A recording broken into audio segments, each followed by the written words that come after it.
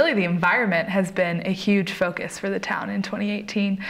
You know, we hired actually a new position, our sustainability coordinator. You know, talk a little bit more about why we decided to bring Jesse Burley on. Well, sustainability is one of the top goals for the council, and it has been for several years. You know, our earlier town councils, this is something that, you know, we've had we've always had people on there that were sensitive to the environment, and so it's a goal, and with that means we should put a lot of attention and effort into what can we do as a community to be more sustainable. And we have some great programs. We have some committees that do some great work. We've had great leadership outside of the town government in our community of people that are passionate, that have worked with us closely and pushed us to be all we can be and do all we can do. And so, yeah, we've done all, you know, we commit dollars every year in our budget to say, first of all, as a town government, what can we do to improve lighting? You know, we have switched almost every light in our town facilities to LED lights. You know, we've looked at all other ways of saving energy and doing energy efficiency studies and various things like that. But then we really, you know, let's get up to the broader scale, and we're constantly looking at opportunities for renewable energy, whether it be wind or solar. And we've really tried, because our land in Breckenridge is so minimal that we have access to, and our need to build housing, and that we said, really, how can we look outside the town limits? Don't let the town limits define where we can do these things. And so we're going to be, we've built a couple of solar gardens, and we're going to be signing another partnership agreement with the Collective Energy. As you know, that Excel has approved I think a tube. I'm not going to say because I always mess it up, but a big solar farm in an adjoining county, and we're going to be the anchor tenant on that, and so that's very exciting. We'll get 40% of that solar energy that's produced there, that we can use it to offset our current energy. And so, you know, we have a goal, you know, to be 100% renewable in the town, and in town government first, and then also, and we've made huge strides in the last 2 years towards that goal, huge. And this next one is going to be even bigger.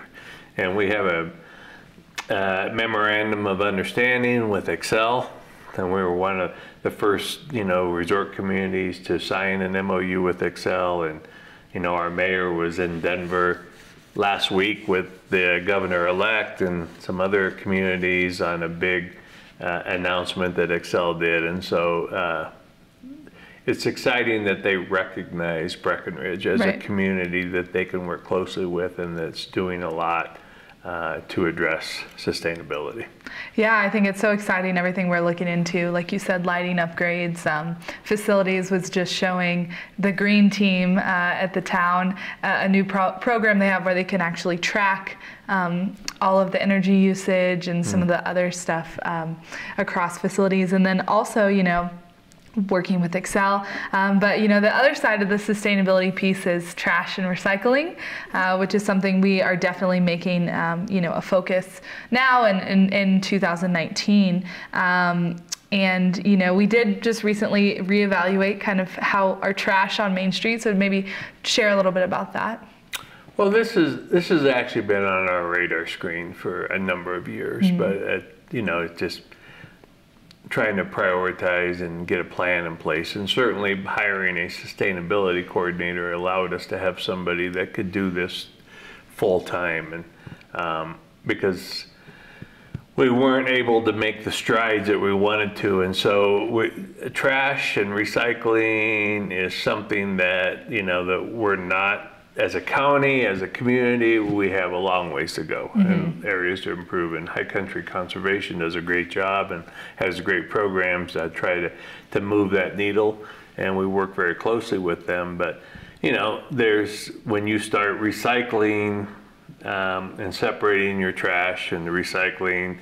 Some of that is a capacity and a space issue because you need additional containers, right. and kind of, so those are some of the challenges we've been trying to address. And because the dumpster station, the enclosed dumpsters in the core of town, the majority of those are owned by the town, and then we lease those to a trash service, and they contract out with the businesses. But over the years,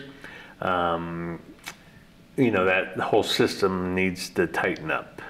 We see a lot of pirate dumping. We see no real way of saying who's going in, who's entering these buildings. People are leaving doors open, or, you know, everybody has the access code. It's a push button. Right. So everybody uses it.